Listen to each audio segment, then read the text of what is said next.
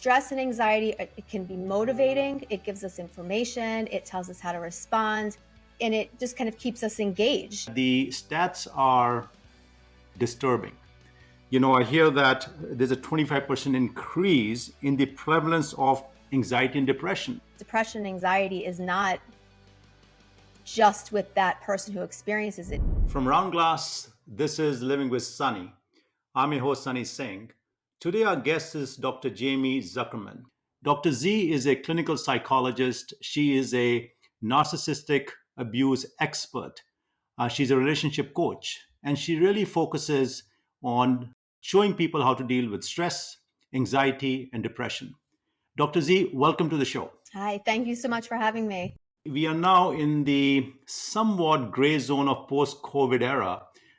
People are getting out, dealing with life as it used to be pre-COVID. And what we're finding and what I'm hearing from you is that the stats are disturbing. I hear that there's a 25% increase in the prevalence of anxiety and depression. We have a massive mental health crisis. Now, all of these are, it's not that we were not dealing these kind of things pre-COVID, but COVID has, it's all like order of magnitude increased and magnified the significance of solving this problem. What are you finding? Yeah, I would agree with that. I think that, we've always had, kind of a mental health crisis on our hands because of, difficulty accessing care and stigma that's getting better, but still something we have to work on. But I would say in the last 2 years since the pandemic started, there has been a significant increase in the amount of people reaching out for help, and also the things that we wouldn't necessarily notice, people calling out of work, right? Marriages, having difficulties in marriages, difficulty concentrating. So things in areas that we wouldn't necessarily pick up on, but that have become so prevalent. How do we explain stress and anxiety? Because stress is there in everyday life, and sometimes you'll get anxious about things, but not everything we have to worry about. So how do we explain that this is stress and anxiety, and this is where it becomes bothersome, Mhm. or you have to attend to it? So my rule of thumb is that stress and anxiety are normal, and I'll explain why and why they're necessary. But you have to look at your functioning day to day and the degree to which your anxiety interferes with your daily functioning. If your anxiety is stress, whatever you want to call it, but if it is interfering with your ability to concentrate and your performance is decreasing at work, you're not meeting deadlines, you are not going out and you're isolating yourself. So it really is, how much has your life shifted? How much are you avoiding? And how much is everything being impacted by that anxiety? So what I tell people is it's impossible to not have anxiety. It's a naturally occurring, necessary human emotion without which we would die, because we would cross the street and not look both ways, because we would have nothing to alert us and take in information from the world. So stress and anxiety, it can be motivating. It gives us information. It tells us how to respond. And it just kind of keeps us engaged. So without that, we wouldn't function well. It's when that stress and anxiety is not managed effectively and it starts to interfere with our functioning. So I tell people the goal is not to not be anxious. The goal is to be able to tolerate the discomfort of anxiety and continue to do the things that you value so that it doesn't interfere with your functioning. If in the normal course of life as you live, you see an abnormality, for example, see, I'm getting more frustrated more quickly, and I get angry quicker, or I have a knee-jerk reaction. I didn't used to have that. Yeah. That should be a worrisome concern. I think that it's something to pay attention to, because I think part of it is just being mindfully aware that you're doing it so that you can reduce it while it's happening. I don't think it's necessary a problem unless it, like I said, it continues to interfere with your functioning. So one of the things that's happened over the last 2 years, and exactly like you said, our fight or flight response, everyone's heard of fight or flight response when we are experiencing a dangerous or traumatic event. And our brains are not equipped to stay in that fight or flight response for extended periods of time. It's helpful if someone's chasing us. It's helpful if, we have to turn the car really quickly because a car is coming towards us. Very specific situations. What's happened over the last couple of years is our brains have been in fight or flight mode, this uncertainty for so long that we kind of just, people are describing this fogginess, right? We kind of checked out, this overwhelming fogginess, or what you were describing, where we're so hyper vigilant, we're so agitated because if you think about it, our brains are kind of they just short circuited almost. Absolutely, because everybody will question saying, hey, you know what? Is it too late by the time I realize it, or am I realizing in time? Do I see it coming? And so, because people live different lives, they are wired differently, they have different thresholds. So it always becomes a gray area. At what point do I start addressing or thinking about it? At what point I think I'm falling off a cliff? And so, in a way, you've given some good tips, including, hey, probably err on the side of caution and observe what you're doing. And in the process, if it's like you said, I cannot live my normal life, my normal functioning is hindering in me performing as I perform during my day or Exactly. sleep. Is get it, start looking into it, start addressing it, start talking about it, or talking to somebody about it. Yeah, and if you feel that it's too overwhelming to manage on your own, reach out for help always. I mean, you can't make it worse by doing that. So, even if you are not sure what to do, you can't acknowledge it, or you acknowledge it too late, let's say. Always seek help if you can. This whole stigma about mental health, mental well-being, stress, anxiety, etc. And my take is, it is not just the person who's suffering from it or might be suffering from it. It is also the responsibility, in a way, of people who know somebody is in that state of mind. Whether you're a leader and one of your team members, your associates suffering from it, if you're a parent and your child, your friend. So in a way, the responsibility also falls on us, Hmm. that if we see somebody who might be in that realm of, hey, something is wrong, to perhaps reach out to them and saying, hey, I'm observing something, I'm here for you. Yes.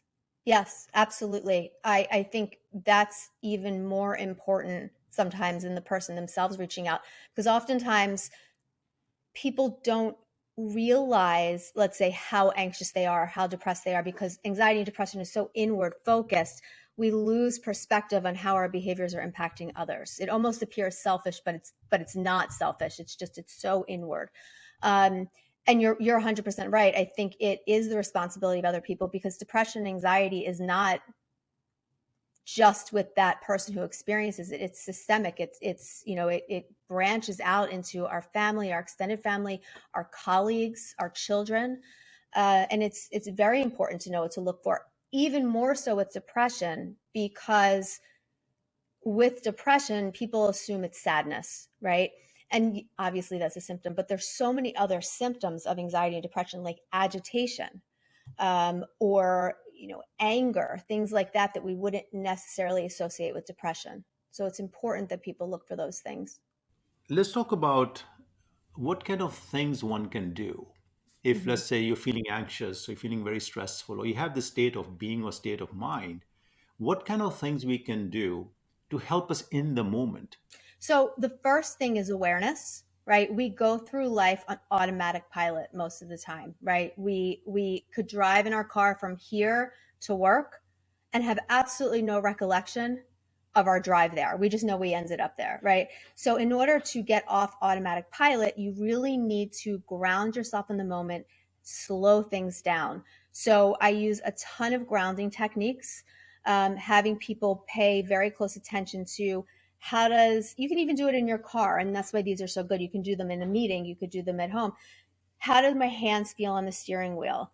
What is the smell right now that's in the car? What does the wind sound like? How does it feel on my face? And it brings you very centered, very much into the moment and off automatic pilot. Now, and that all sounds great, but with that also comes, if you're going to be in the moment, you're also going to feel everything emotionally that comes up for you. And that's why a lot of times people don't like being in the moment, and we do things to avoid it, right? We worry, or we, use substances, or we zone out and binge watch TV for 24 hours. So I also have people be very mindful of the internal discomfort that they have when they are present in the moment, and to know that it is something that comes up for you. And just like it comes up, it will pass. The more you try to control it, fix it, change it, get rid of it, push it away, the more it stays. So it's the more attention you pay to it, the larger it gets.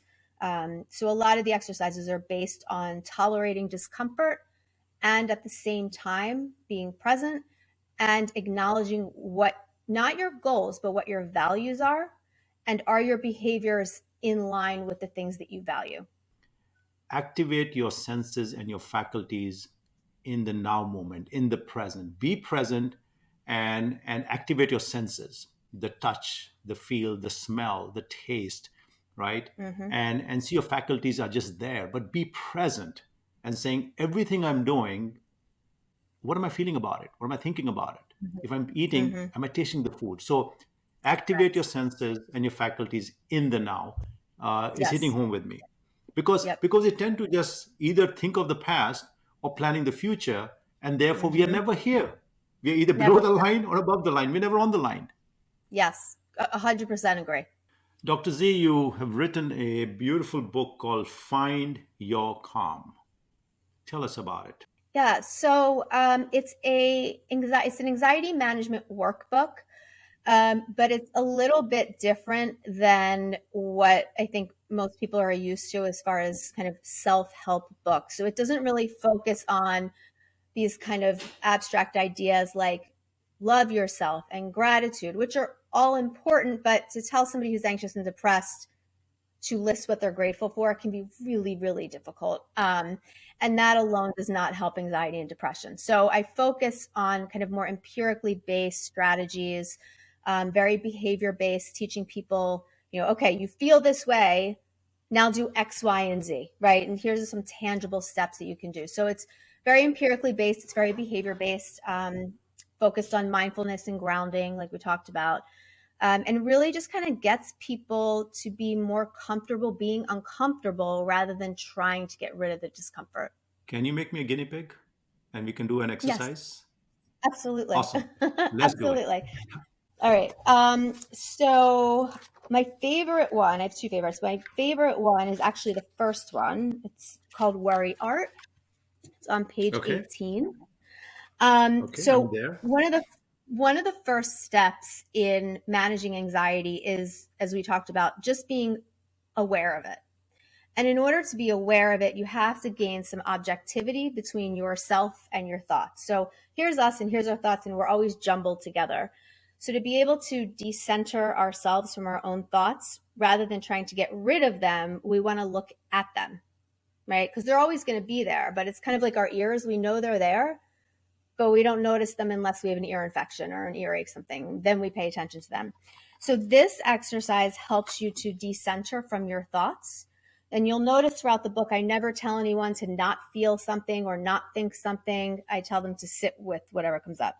So what I have people do is I will have you for 60 seconds, just close your eyes or look down. And all I want you to do is just worry about everything you have on your plate right now for 60 seconds. Just worry.